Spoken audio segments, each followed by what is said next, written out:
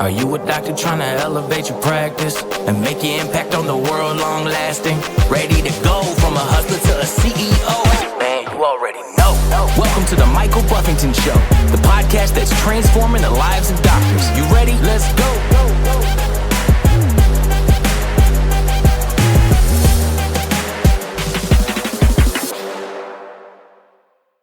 Hey, I'm Michael Buffington, and welcome back to today's show. I want to get into this right away and talk to you about how the plane landed and yet how I didn't land the plane. Now, you're going to have to hang with me for a second. I want to give you a little backstory in a couple places. One, you can see a little bit of red tint behind me in the wall, and that is a little bit of ode to Christmas. So it is Christmas Eve, and before you go, what in the world is Michael doing in the studio shooting a podcast on Christmas Eve? It was just a commitment I made to myself to get a couple shows done today, and it worked to actually create space for me and the family tomorrow during Christmas. And it's just the way that I plan and process and still make meet my commitments that I make to myself and keep the promises that I throw out there to any of you. So just the way it is.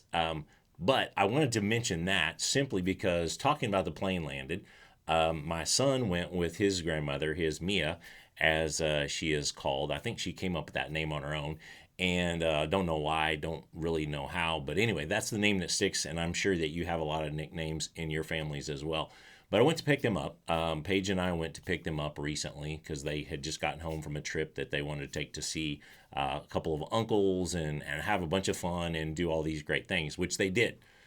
And on the way to this, well, here's another part of the backstory. Leading up to this pickup on Friday night was actually 2 or 3 weeks, I'll say, of really a lot of intensity around business, and that comes on the corporate side, that comes just on the my location side here in Rockwall, that has to do with other businesses, that has to do with Game Changer, that has to do with a lot of other things that are going on here at year end. And many of you experience that. Year end has some additional things, and I've always been way ahead of the curve in that. But this year I've got a bookkeeper that's been with me for over 15 years that I'm kind of phasing out.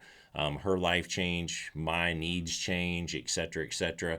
It's amicable, it's great, but there's some things that have to happen in that to exchange that when you're talking about multiple entities and companies.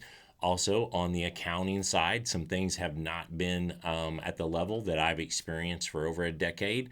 Believe it or not, I've worked with these people for over a decade on the tax planning and strategy side, as well as just CPA, tax filing stuff, and it's just not working for me any longer with who I am and how I operate and how they operate. Just part of it. I've been through that several times in my career. That's changing. So you have that as well as just the normal stresses, and you're really compressing weeks and you're compressing days, compressing time. Now, I'm not someone who gets stressed out about Christmas because guess what? It comes on the 25th every year. So those of you that may be catching this podcast later and think, well, I'm always the one out doing the last minute shopping or whatever. That's not me. So I never quite understood it. But back to what really went on. So we're headed to the airport. I'm really getting at that I had not created a lot of space, and I had not created a lot of margin in my life. And I don't know if any of you, show of hands, if you're driving or you're sitting at home and you're watching this, have you ever put yourself in a situation in business or life where you really just don't have any margin, you don't have any space available, or you haven't developed the capacity to handle what is required of you in a way? That's a little throwback to 1248. To whom much is given, much will be required. If you haven't done that, or you understand this, you've experienced this, how when people get kind of on that edge, and I call it a razor's edge of growth often, but when they get on that edge and they don't know what to do, or they don't have systems in place, or they don't have the right people around them, you're going to go over it. Even if you have those things, like I do, like I train on, like I coach on, it can still happen, and it happened to me. And here's kind of what went down. We're driving along and the phone is going off. Now, I've done what I typically do, right? I had FlightAware already pulled up. I knew where the flight was coming from. I had tracked the flight leaving. I checked on it once or twice. I'm not an obsessive guy in that, but I want to make sure they were getting along okay. Or really, it wasn't about getting along okay, because how am I going to impact that? I'm not. But I did want to look at a couple things of when they were going to arrive, verifying that, because it was a long enough flight that could change a little bit. And also, what was my timing to get there and what was the traffic going to look like? So I'd check the map, kind of seeing how it is to get to the other side of the metro based on the day, the time of day, and all the different variables, right? That's what I do. Try to control as many variables, or at least be aware of the variables in my life all the time. So I've done that. I'm prepared. We leave the house, and like often occurs in TFW, accidents and different things were kind of wreaking havoc on it. I made a wrong turn, mainly because I was paying attention to GPS instead of doing what I've done 1,000 times. So all of that said, I hit a point. Like, I was at a threshold. I was about to lose it anyway. I wasn't really being great, quite frankly. And Paige's phone is going off, and then my phone's going off and coming through, on my instrument panel, showing my texts on top of my maps and all this other stuff. And eventually, what really happened, to be transparent, was I lost my shit. I'm yelling in the car like a fool. Okay, I admit, like a fool. I'm yelling. She did not love that, we'll say. She could comment on this show, or you can ask her. And those of you that know her know that she can be as intense as I can. And that's part of this later conversation. And I was like, just stop the effing noise.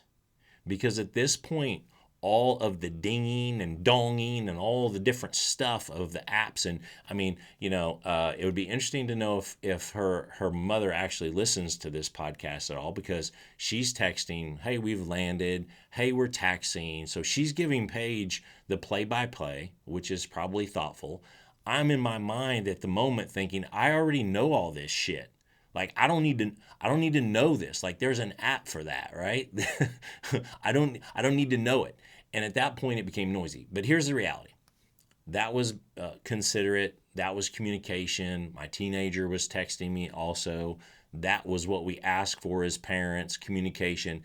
It was about me, and it was about the fact that I didn't have any margin. And when I use the term land the plane, that comes from a good friend of mine, Cullen, and maybe somebody else said it, but I hear him saying, like, I wasn't landing the plane from my day, really my week, and even couple weeks. I hadn't landed the plane to shift gears into husband mode, into dad mode. No, I was still in hardcore, like, execution as a business guy mode that comes with a little bit different intensity. And sometimes it's an intensity that my family doesn't love, and I have to be aware of that. And I wasn't.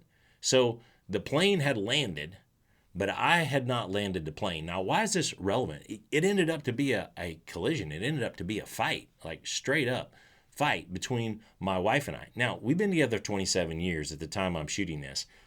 We've had plenty of those. We don't have a lot of those, right? After 27 years, you better have sorted some shit out. I sure hope so. Or at that point, if you haven't, you're both so asleep at the wheel that that's probably not destined for a great outcome. And that's not how I roll, and it's not how she rolls. So boom, we have what we refer to as a collision. Like, we're this. Now this one lasts because once we get there, which, by the way, I felt she was applying pressure like I wasn't going to be there on time and that I had somehow messed this up. That's some of my own internal story, because, yes, I'm a little bit of a perfectionist and I like things to go a certain way. Now, reality is we were there probably 15 or 20 minutes early, as it turned out, because I also know from traveling a decent amount over the years about what it takes to get out of the airport, whether you've carried on or got bags, and they had carried on, where you are, what terminal you're in, all of those things, just from hundreds of times I've done it, I have a pretty good feel for it. And I knew that in my brain. So that was just adding to the mix. Now, she had her feelings about it, right? That it probably wasn't as big a deal as I was making it, which was true. I had my feelings about it. Boom. Something happens, right? Now, some people choose to just ignore or whatever. And if you're that calm person, more power to you. I think it's great. And I know some of you are more calm. Even the guys I coach, they have different areas where they could be better than me. Now, by and large, if I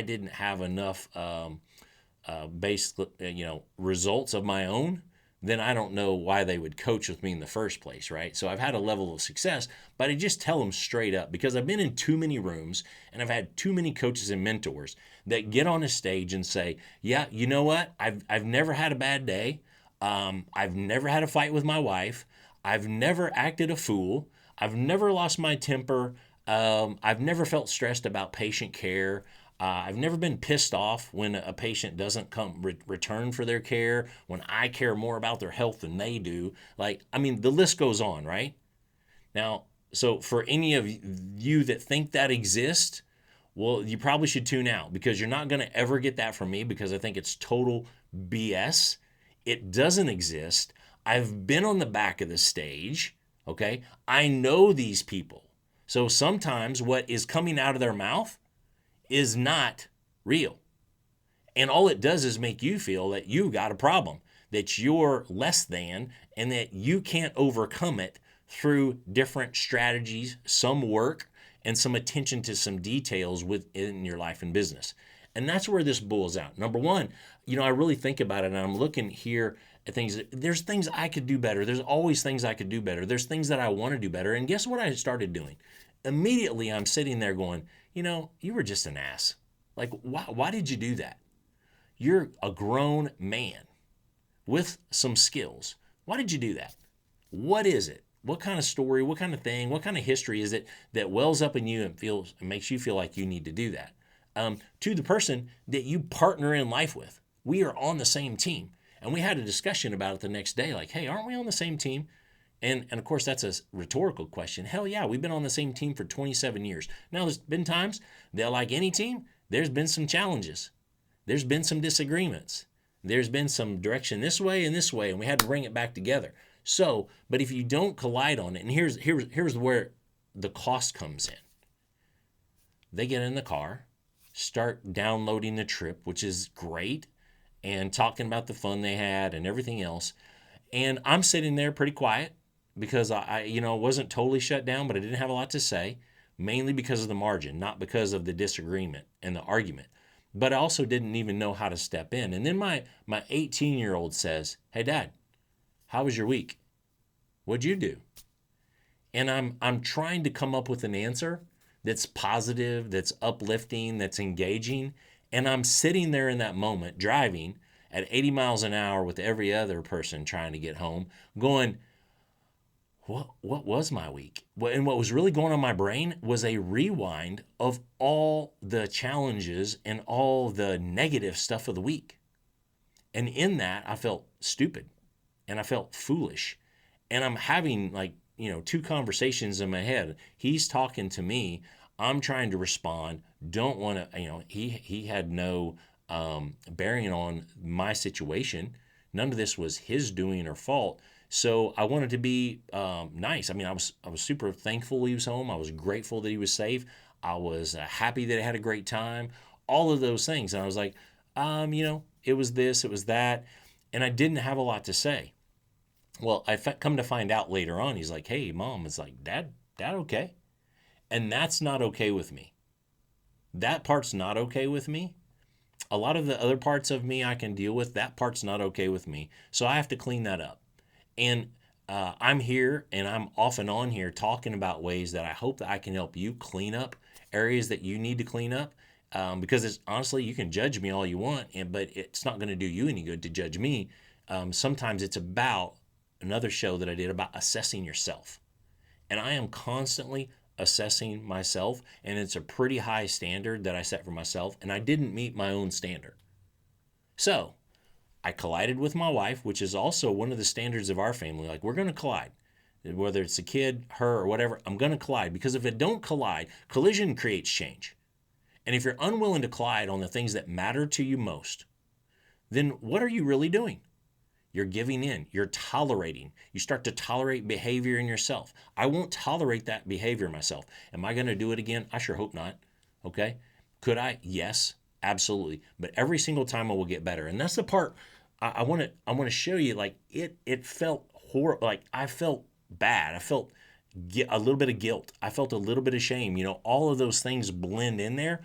And it all goes back to two things. And here's the two tactics for me that come out of this that I hope in sharing this with you, you will consider yourself. Because the real question is, where's this happening for you? Where is this happening for you in your life and business? Answer that question for yourself. One strategy, land the plane. Whatever that means to you, land the plane. It's got to be on the ground, okay? Not coming in off approach. So if you've had a tough week, you had a tough day, you had a tough patient case that was a challenge to help that person and you were so committed, but it's just not going the way you hoped it would and the way it's gone 99 out of 100 times. If you have that staff, that team challenge, you're like, man, I bust my ass, I train my team, I invest in my team, I do everything I can, I love on my team, and it's just not clicking right now today or this week or this month. I understand how that goes.